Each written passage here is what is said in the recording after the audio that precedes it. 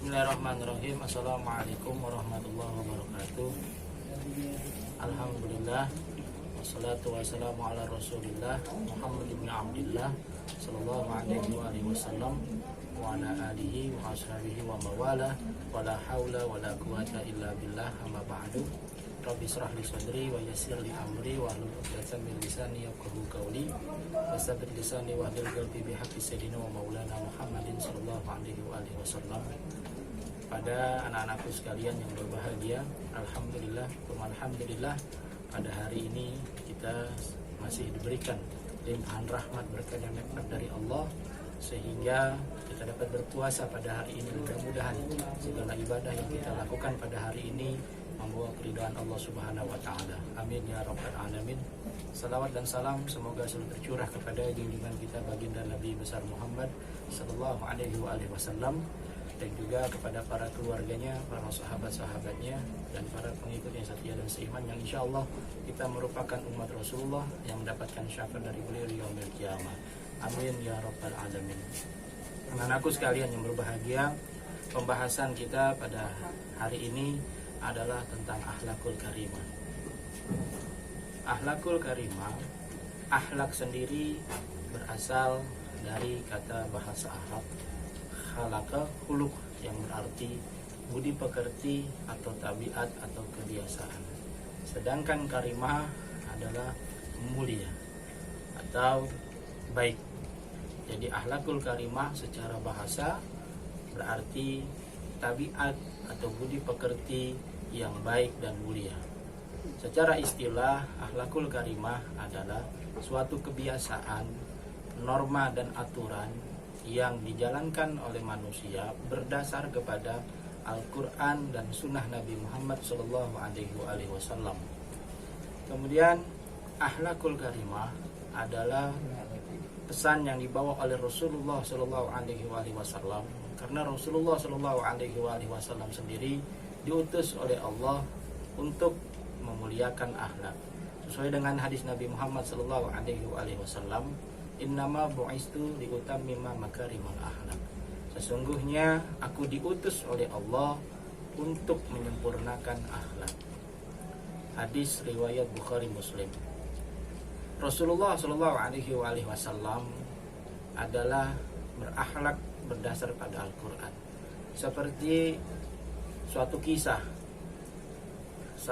para sahabat Nabi SAW bertanya kepada istri Rasulullah SAW, yaitu Sayyidina Aisyah radhiyallahu anha. Saat ditanya Sayyidina Aisyah tentang akhlak Rasulullah SAW, maka Sayyidina Aisyah menjawab, khuluquhul Quran.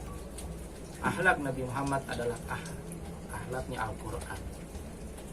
Anak-anakku sekalian, sesungguhnya Nabi Muhammad SAW sendiri disebut oleh Allah memiliki akhlak yang sangat agung.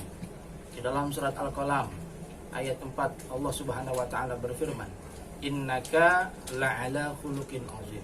Sesungguhnya engkau wahai Muhammad mempunyai akhlak yang sangat agung.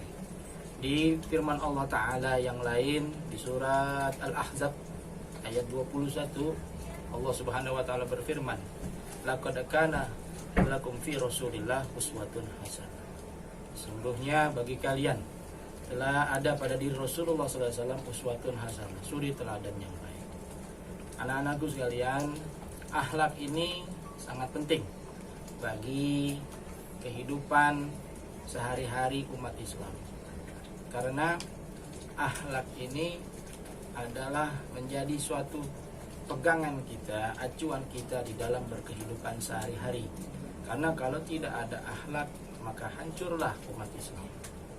Hadis Nabi Muhammad SAW bahwasanya orang yang paling baik akhlaknya adalah orang yang paling sempurna imannya.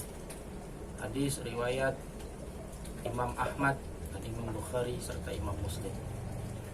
Anak-anakku sekalian, cakupan akhlakul karimah sendiri itu ada 4.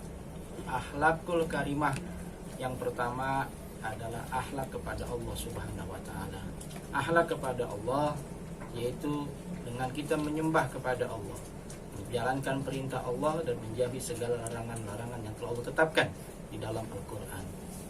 Juga akhlak kepada Allah adalah yang paling tinggi, yaitu menyembah kepada Allah dan tidak mempersekutukan Allah atau tidak berbuat musyrik kepada Allah Subhanahu wa taala.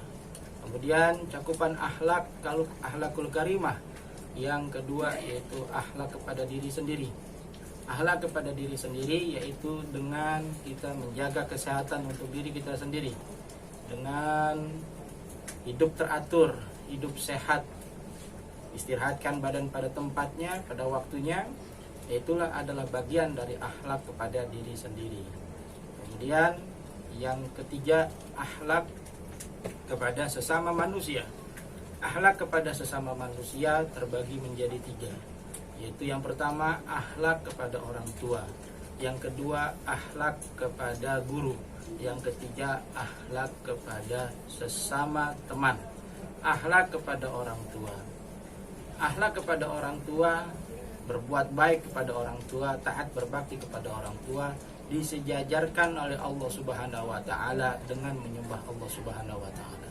Seperti firman Allah Subhanahu wa taala, "Wa qad rabbuka alla ta'budu illa iyyahu wa bil walidaini ihsana."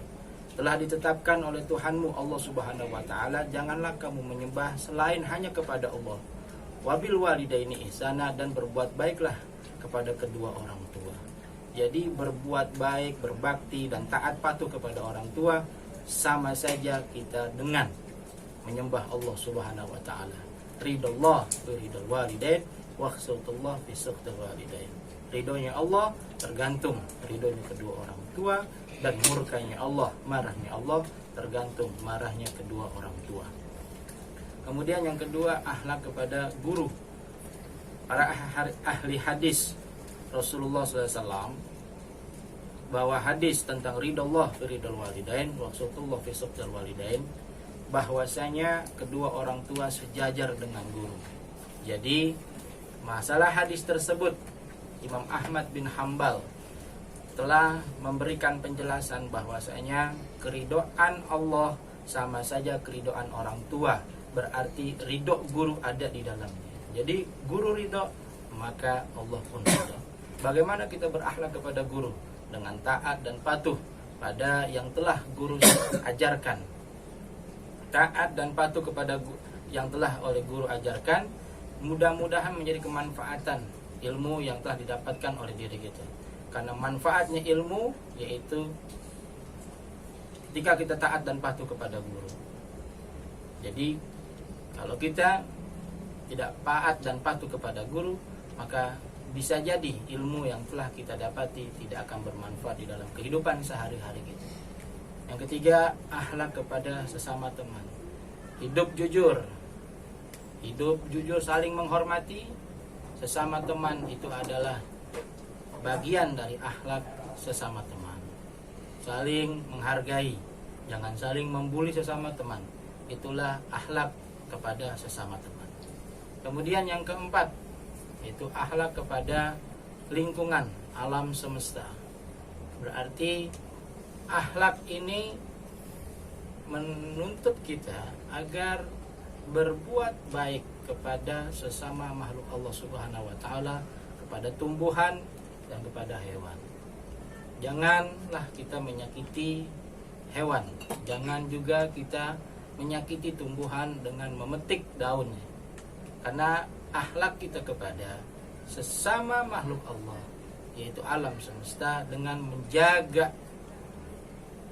alam, jangan buang sampah sembarangan, jangan berlaku kotor dengan mengotori, misal mengotori sungai, mengotori laut, mengotori pantai. Itu adalah bukan bagian dari akhlak terhadap alam. Akhlak terhadap alam menjaga dan melestarikan tentang alam yang ada pada diri di sekitar kita. Demikian, itulah akhlak, pembahasan tentang akhlakul karimah. Mudah-mudahan bermanfaat bagi kita semua. Wabillahi taufiq wal hidayah. Wassalamualaikum warahmatullahi wabarakatuh.